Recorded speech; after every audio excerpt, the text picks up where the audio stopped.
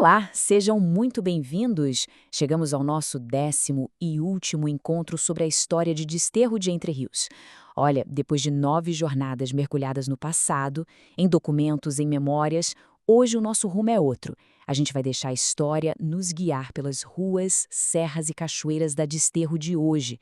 Isso aqui não é um olhar para trás, é um convite vibrante para o presente. É exatamente isso.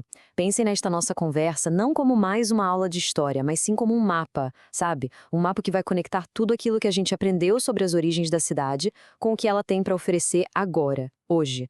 É um chamado direto para vivenciar essa herança toda ao vivo. Então, vamos nessa. A gente começa entendendo a localização super estratégica da cidade. Depois vamos nos apaixonar pela natureza exuberante que tem por lá, sentir a energia das festas, encontrar a história viva em cada esquina e, no final, a gente monta um roteiro prático para quem quiser visitar. A viagem começa agora. Para começar, é fundamental entender onde Desterro está no mapa. E a resposta, gente, é num lugar muito, mas muito especial. A cidade não está só em Minas Gerais. Ela está no coração de rotas que definiram e que continuam definindo o Brasil. E este mapa aqui ilustra isso perfeitamente. Dê uma olhada. Desterro de Entre Rios está bem ali, no cruzamento de dois gigantes. De um lado, a histórica Estrada Real, Caminho do Ouro, né? Do outro, a Via Liberdade, uma super rota moderníssima. É o encontro do Brasil colonial com o Brasil contemporâneo. Um privilégio geográfico que pouquíssimas cidades têm. E aqui a gente vê o contraste e, claro, a oportunidade. A Estrada Real é um nome de peso, uma marca que todo mundo conhece, ligada ao nosso ciclo do ouro. Já a Via Liberdade, novinha, criada em 2022, é simplesmente a maior rota turística do país hoje. Estar nas duas ao mesmo tempo coloca Desterro numa vitrine única, né?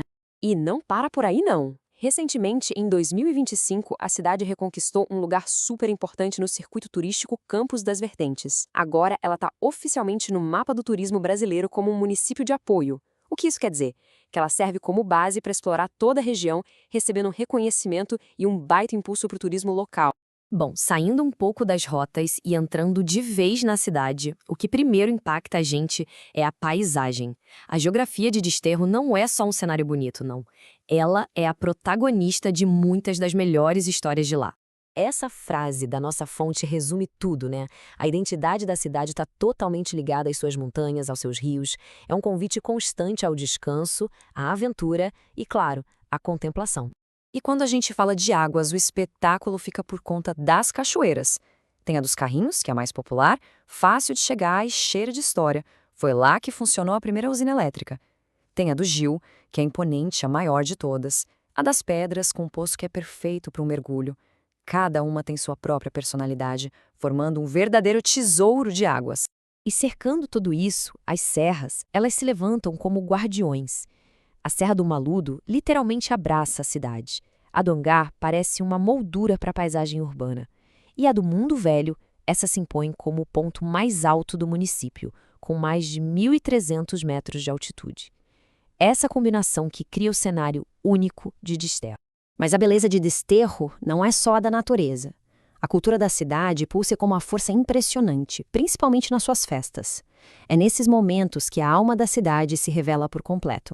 A principal festa de lá é a do produtor rural. E o que é mais legal nessa linha do tempo é ver como ela evoluiu. Começou lá nos anos 70, bem simples, como um concurso de milho, e se transformou no maior evento da cidade. Uma celebração da identidade rural com uma programação gigantesca. E o calendário vibra o ano inteiro. Tem a Festa da Padroeira, que é a mais antiga de todas, com quase 280 anos de história. A de São Sebastião, super forte nos distritos. A de Nossa Senhora do Rosário, com a força do congado. E a Folia de Reis, que é um patrimônio cultural registrado. Cada festa é um elo vivo com o passado. E por falar em elos com o passado, depois de tudo que a gente viu nas nossas análises anteriores, é emocionante caminhar por Desterro e perceber que essa história não está só nos livros. Ela está nas paredes, nas igrejas, nas ruas. 34. Fica a pergunta no ar. O que será que esse número representa? Ele nos dá uma dimensão da profundidade da fé e da história que estão espalhadas por todo o município.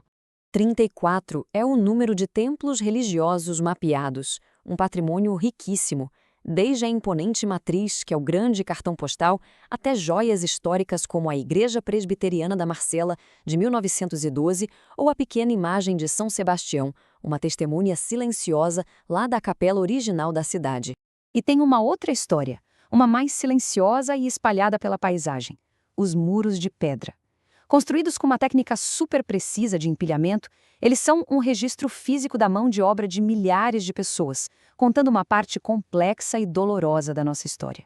Esse documento de 1803 nos conecta diretamente a essa realidade. É o registro de batismo de Teresa, filha de Francisco e Antônia, descritos como escravos. No comecinho do século XIX, gente, quase metade da população de Desterro era composta por pessoas escravizadas.